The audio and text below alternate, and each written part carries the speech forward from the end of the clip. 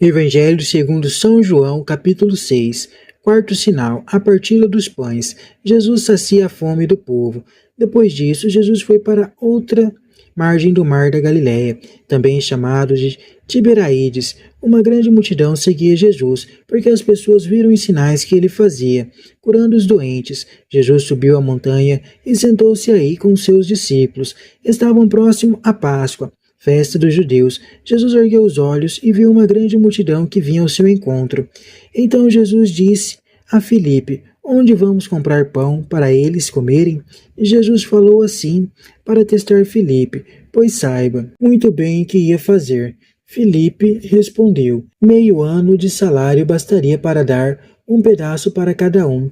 Um discípulo de Jesus, André, o irmão de Simão Pedro, disse: aqui há um rapaz que tem 5 pães de cevada e 2 peixes. Mas o que é isso para tanta gente? Então Jesus disse: falem para o povo sentar-se. Havia muita grama nesse lugar, e todos sentaram. Estavam aí 5.000 pessoas, mais ou menos. Jesus pegou os pães, agradeceu a Deus e o distribuiu aos que estavam sentados. Fez a mesma coisa com os peixes, e todos comeram o quanto queriam. Quando ficaram satisfeitos, Jesus disse aos discípulos: recolham os pedaços que sobraram, desperdiçar nada. Eles recolheram os pedaços e encheram 12 cestos com as sobras dos 5 pães que haviam comido. As pessoas viram o sinal que Jesus tinha realizado e disseram: este é mesmo o profeta que devia vir ao mundo. Mas Jesus percebeu que iam pegá-lo para fazê-lo rei. Então ele se retirou sozinho, de novo para a montanha. Jesus caminha sobre as águas. Não tenham medo. Ao cair da tarde, os discípulos de Jesus desceram ao mar, entraram na barca e foram em direção a Cafarnaum, do outro lado do mar. Já era noite e Jesus ainda não tinha ido ao encontro deles. Soprava vento forte e o mar estava agitado. Os discípulos tinham remado mais ou menos 5 ou 6 quilômetros, quando viram Jesus andando sobre as águas e aproximando-se de barca. Então ficaram com medo, mas Jesus disse: sou eu, não tenham medo. Eles quiseram recolher Jesus na barca. A barca chegou à margem para onde estavam indo. Deus dá um pão que sustenta para sempre. No dia seguinte, a multidão que tinha ficado do outro lado do mar viu que aí havia só uma barca. Viu também que Jesus não tinha subido na barca com os discípulos e que eles tinham ido sozinhos. Então chegaram outras barcas de Tiberaídes, perto do lugar onde eles tinham comido o pão, depois que o Senhor agradeceu a Deus. Quando a multidão viu que nem Jesus nem os discípulos estavam aí, as pessoas subiram nas barcas e foram procurar Jesus em Cafarnaum. Quando encontraram Jesus no outro lado do lago, perguntaram: Rabi, quando chegaste aqui? Jesus respondeu: eu garanto a vocês, vocês estão me procurando, não porque viram sinais, mas porque comeram os pães e ficaram satisfeitos. Não trabalhem pelo alimento que se estraga, trabalhem pelo alimento que dura para a vida eterna. É este alimento que o Filho do Homem dará a vocês, marcou com o seu selo. Então eles perguntaram: o que é que devemos fazer para realizar as obras de Deus? Jesus respondeu: a obra de Deus é que vocês acreditem naquele que ele enviou. Eles perguntaram: que sinal realizas para que possamos ver e acreditar em ti? Qual é a tua boa obra? Nossos pais comeram um maná no deserto, como diz a Escritura. Ele deu-lhes um pão que veio do céu. Jesus respondeu: eu garanto a vocês, Moisés não deu para vocês o pão que veio do céu. É o meu Pai quem dá para vocês o verdadeiro pão que vem do céu, porque o pão de Deus é aquele que desce do céu e dá vida ao mundo. Então eles pediram: Senhor, dá-nos sempre desse pão. Jesus é o pão da vida. Jesus disse: eu sou o pão da vida. Quem vem a mim não terá mais fome, e quem acredita em mim nunca mais terá sede. Eu já disse: vocês me viram e não acreditaram. Todos aqueles que o Pai me dá virão a mim, e eu nunca rejeitarei aquele que vem a mim, pois eu desci do céu, não para fazer a minha própria vontade, e sim para fazer a vontade daquele que me enviou. E a vontade daquele que me enviou é esta: que eu não perca nenhum daqueles que ele me deu, mas que eu os ressuscite no último dia. Esta é a vontade do meu Pai, que todo homem que vê o Filho e nele acredita tenha vida eterna, e eu ressuscitarei no último dia. As autoridades dos judeus começaram a criticar, porque Jesus tinha dito: eu sou o pão que desce do céu. Comentavam: esse Jesus não é filho de José? Nós conhecemos o pai e a mãe dele. Como é que ele diz que desceu do céu? Jesus respondeu: parem de criticar. Ninguém pode vir a mim se o Pai que me enviou não o atrair. O ressuscitarei no último dia. Está escrito nos profetas: todos os homens serão instruídos por Deus. Todo aquele que escuta o Pai recebe sua instrução. Venha a mim. Não que alguém já tenha visto o Pai. O único que viu o Pai é aquele que vem de Deus. Eu garanto a vocês: quem acredita possui vida eterna. Eu sou o pão da vida. Os pais de vocês comeram o maná no deserto e, no entanto, morreram. Eis aqui o pão que desceu do céu.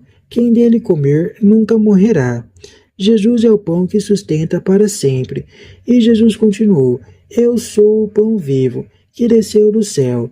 Quem come deste pão viverá para sempre. É a minha própria carne, para que o mundo tenha vida. As autoridades dos judeus começaram a discutir entre si: como pode esse homem dar-nos sua carne para comer? Jesus respondeu: eu garanto a vocês, se vocês não comem a carne do Filho do Homem e não bebem o seu sangue, não terão vida em vocês. Quem come a minha carne e bebe o meu sangue tem a vida eterna, e eu o ressuscitarei no último dia, porque a minha carne é verdadeira comida e o meu sangue é verdadeira bebida. Quem come a minha carne e bebe o meu sangue vive em mim e eu vivo nele. Vivo pelo Pai. Assim, aquele que me receber como alimento viverá por mim. Este é o pão que desceu do céu. Não é como o pão que os pais de vocês comeram e depois morreram. Quem come deste pão viverá para sempre. Jesus disse essas coisas quando ensinava na sinagoga de Cafarnaum. A fé em Jesus exige decisão. Depois que ouviram essas coisas, muitos discípulos de Jesus disseram: esse modo de falar é duro demais. Quem pode continuar ouvindo isso? Jesus sabia que seus discípulos estavam criticando o que ele tinha dito. Então lhes perguntou: isso escandaliza vocês?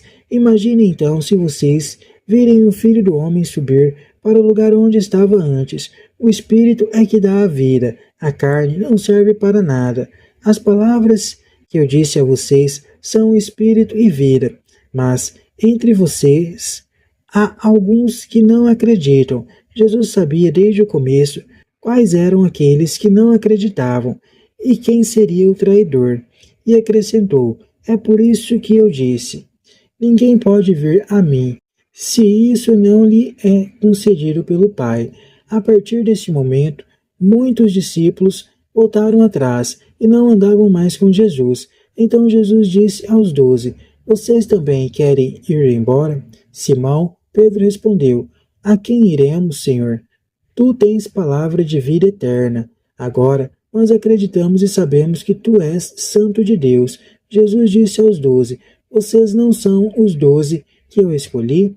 Apesar disso, um de vocês é um diabo. Jesus estava falando de Judas, filho de Simão Iscariotes, porque Judas iria trair Jesus, apesar de ser um dos 12 apóstolos. Jesus propõe a missão da sua comunidade ser sinal do amor generoso de Deus, assegurando para todos a possibilidade de subsistência e dignidade. A segurança da subsistência não será esta no muito que poucos possuem e retêm para si, mas no pouco de cada um que é repartido entre todos. A garantia da dignidade não se encontra no poder de um líder que manda, mas no serviço de cada um que organiza a comunidade para o bem de todos. A proposta de Jesus não é entendida pela multidão e é mal interpretada pelos discípulos. A multidão quer fazê-lo rei, o Messias da abundância. Os discípulos se retiram, talvez pretendendo voltar à vida de antes. Jesus vai ao encontro deles e a crise é superada, embora não completamente resolvida. A multidão procura Jesus, desejando continuar na situação de abundância, isto é, governada por um líder político que decide e providencia tudo, sem exigir esforço. Jesus mostra que essa não é a solução. É preciso buscar a vida plena, mas isso exige o empenho do homem. Além do alimento que sustenta a vida material, é necessário a adesão pessoal a Jesus para que essa vida se torne definitiva. Pedindo um milagre, como o do maná do deserto, a multidão impõe condições para aceitar Jesus, mas o desejo da multidão fica sem efeito se ela não se compromete com Jesus, o pão da vida que dura para sempre.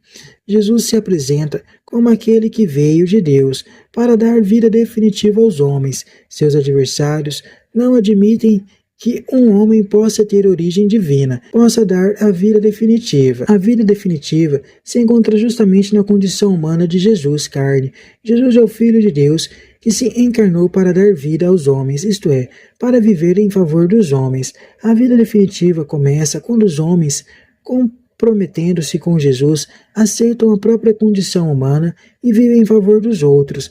E Jesus dá um passo além. Ele vai oferecer sua própria vida, carne e sangue, em favor dos homens. Por isso, o compromisso com Jesus exige que também o fiel esteja disposto a dar a própria vida em favor dos outros. A Eucaristia é o sacramento que manifesta eficazmente na comunidade esse compromisso com a encarnação e a morte de Jesus. As palavras de Jesus provocam resistência e desistência até entre os discípulos. Muitos conservam a ideia de um Messias rei e não querem seguir Jesus até a morte, entendida por eles como fracasso, e não assumem a fé por medo de se comprometerem. Os 12 apóstolos, porém, aceitam a proposta de Jesus e o reconhecem como Messias, dando-lhe a sua adesão e aceitando suas exigências.